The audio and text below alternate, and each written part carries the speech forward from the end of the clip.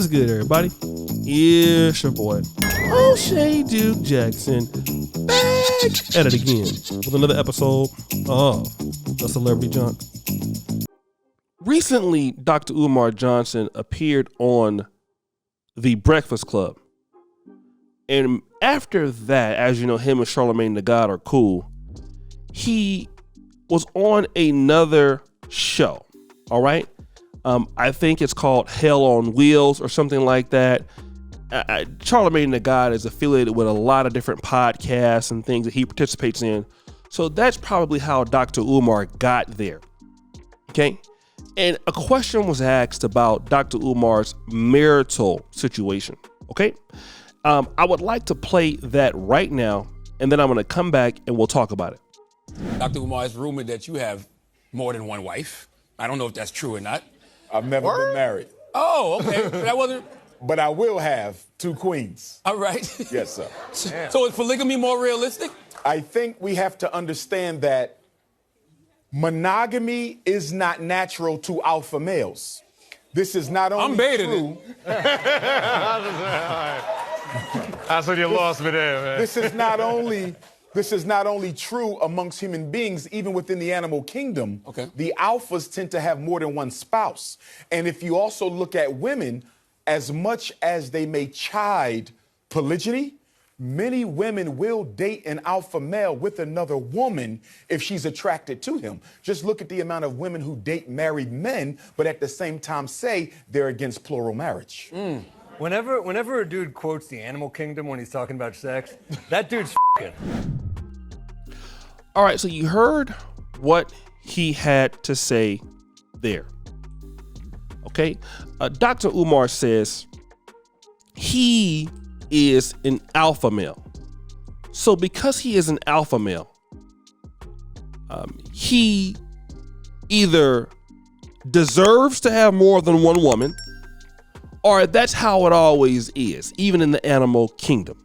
All right, and I love how people, when things fit their narratives, they can talk about mammals or reptiles, things that, you know, really don't make any sense sometimes, but I get there some similarities. Instead of just coming out and saying, you know what, I don't want to be faithful to somebody. It's a personal choice. I just don't want to be tied down because, you know, I have kids by different women in Philadelphia. I'm looking at you, Dr. Umar. And you know what? I'm not man enough to be married to any of them. Although I come on my platform every day talking about how, you know, people are supposed to take care of their kids as a school psychologist, but I don't take care of mine. You know, I can tell black people how to raise their kids, even though I'm not even with none of my baby mamas, and I probably don't pay no child support or take care of my kids. And I've never been married, although I'm always telling people how they should raise their kids. Fine. Got it. But now, Dr. Umar, Brother Umar, and again, I agree with most of the stuff that you teach, brother, because we both pro-blacks. And I don't have a problem with what you teach, because what you teach as a theory makes a lot of sense to me. You're not lying about what you're saying when you're talking about what you talk about. You're not going to have no problem from me when you say those things. Not me, at least. Some other folks, maybe. Me, no. Here's where you're going to lose me and other brothers. Not that you care. Let me say it like you would say it. Not that you care, Umar. Not that you care, Umar. Not that you care. You know, I had to give a shout out to you, right? But when you start saying things like referring to yourself as an alpha male, when you say you're an alpha male, now we got to put that to the test, brother, because what you're saying is you're an alpha male. And let me just deal with people like him, because it's a great many brothers out there in the community who feel as they're alpha males, such that you're alpha. Then my question is, what is an alpha male? Alpha male typically is a leader of any male group. He's a top performing man. He galvanizes and leads men. He's typically the best in professional situations. That doesn't equate to a man that is charismatic with a big mouth. See, that's how the black community views alpha males. We view alpha males as the person who can stir the crowd. Circa Eddie Long, anybody? Or Jamal Harrison Bryant, anybody? Because they have the biggest mouths. And they can make the most sense what they're talking about. But outside of talking a lot, they don't do nothing. That's alpha male. That's in the black community, which is why other groups make people do something before you be called alpha male. In the Hispanic community, can't be no alpha male with a big mouth like Dr. Umar, or a history of not producing anything. No, because they're gonna get your ass out the community. Dr. Umar can only survive in the black community where you have low standards for your leaders. But now in somebody else's community, you actually have to do something to be a leader, to be an alpha male. And you have to be a producer. You cannot be a failure and be an alpha male. Only in black America does that work. Or autocratic African dictatorships does that work. Where you don't have to do nothing for the group you're talking about, and then you can be a leader. Now, alpha male. Alpha male for what? What systems do these so-called alpha males in black America that are domineering and have a lot of opinions and want to give imaginary 50,000 lashes to folks, what do you have outside of opinions?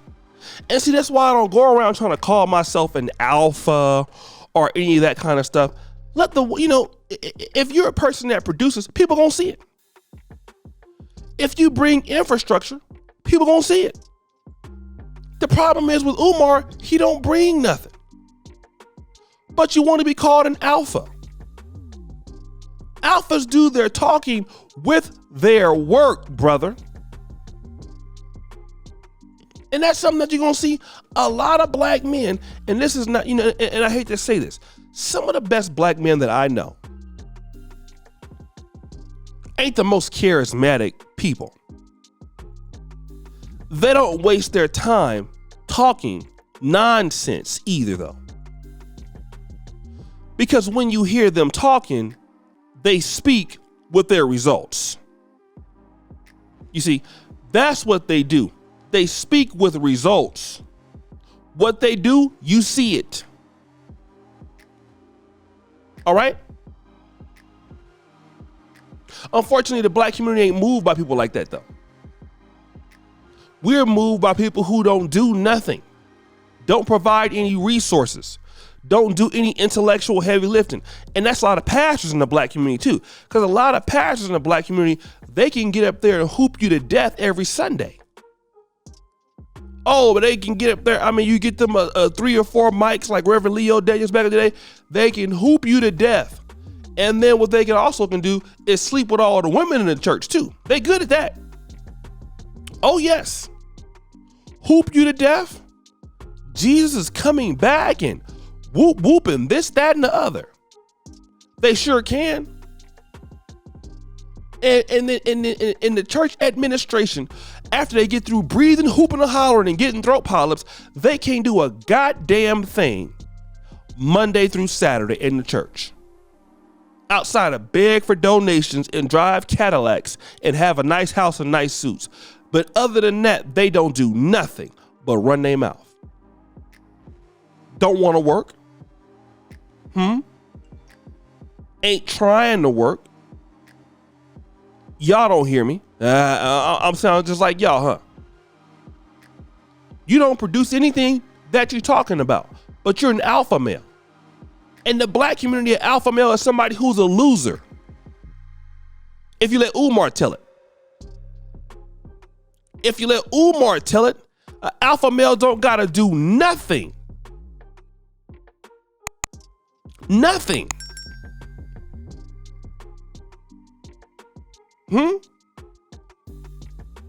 But guys, what do you think? It's your boy, O'Shea Duke Jackson, back at it again with another episode of The Celebrity Drunk.